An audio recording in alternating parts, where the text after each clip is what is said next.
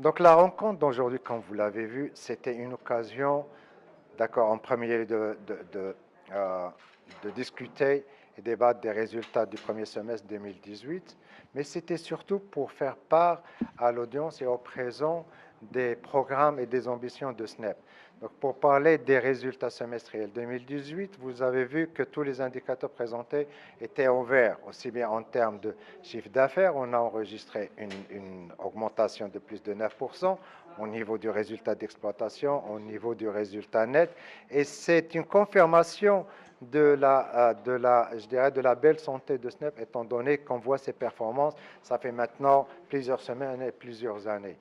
Mais le deuxième volet qu'on a voulu partager, effectivement, où il y a eu quand même de l'écoute, c'est les perspectives. Les perspectives, je dirais la donne d'entrée, c'est le programme d'investissement qu'on a lancé depuis des années, dont une partie a été réalisée, une autre partie est en cours de réalisation, et la dernière qui serait entamée dans pas très longtemps.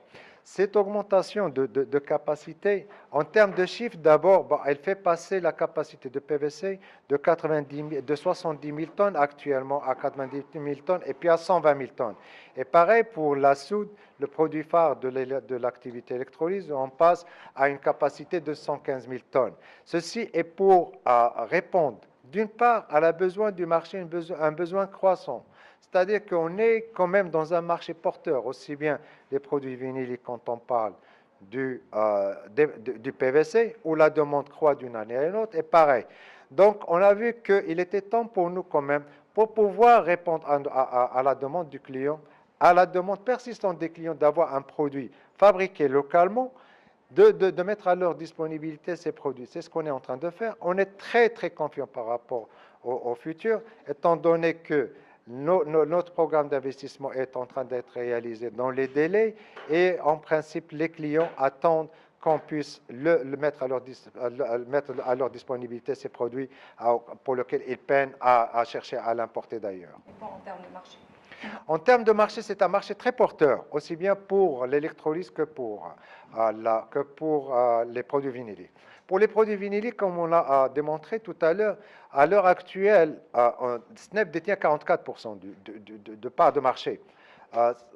Cette part de 44-45% de part de marché, cette part de marché est appelée à croître, à augmenter de par l'investissement qu'on est en train de réaliser, qui est l'augmentation de capacité. Nous, on voit comme quoi, au niveau de SNEP, que c'est une entreprise, au vu des années de son rôle de leader de locomotive industrielle, c'est une entreprise pour laquelle il y a l'éligibilité de détenir plus que ce pourcentage. Et c'est ce qu'on est en train de réaliser. Donc c'est un marché porteur, aussi bien au niveau du PVC que de la soude. Le marché de la soude, lui aussi, il ne cesse de croître d'une année à une autre. Comme on l'a souligné tout à l'heure, il y a le programme Maroc Vert qui est là, qui est en train de donner de très bons résultats et qui tire le secteur agroalimentaire vers le haut. Et la soude en est un produit qui est utilisé et dès l'augmentation. Donc, on a quand même une certaine chance, pour ne pas le cacher, de dire qu'on opère dans un marché porteur aussi bien au niveau de l'activité pétrochimique que de l'électrolyse. D'ici 2024, vous visez combien de parts de marché? D'ici, on vise 80% de parts de marché, aussi bien au niveau des produits vinyliques que de la soude. Au niveau de la soude, actuellement, on est à 71, donc c'est proche. Au niveau de l'activité pétrochimique, les produits vinyliques, on est à 44, fin 2017. 2018, on peut dire comme quoi on est à 47-48%.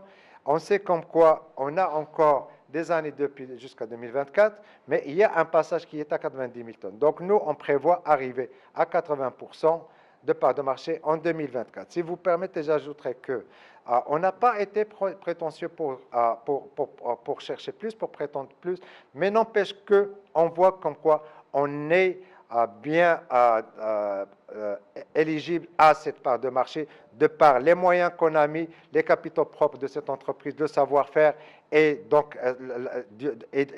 pour soutenir la production nationale. Donc on a tous les atouts pour pouvoir détenir cette part de marché.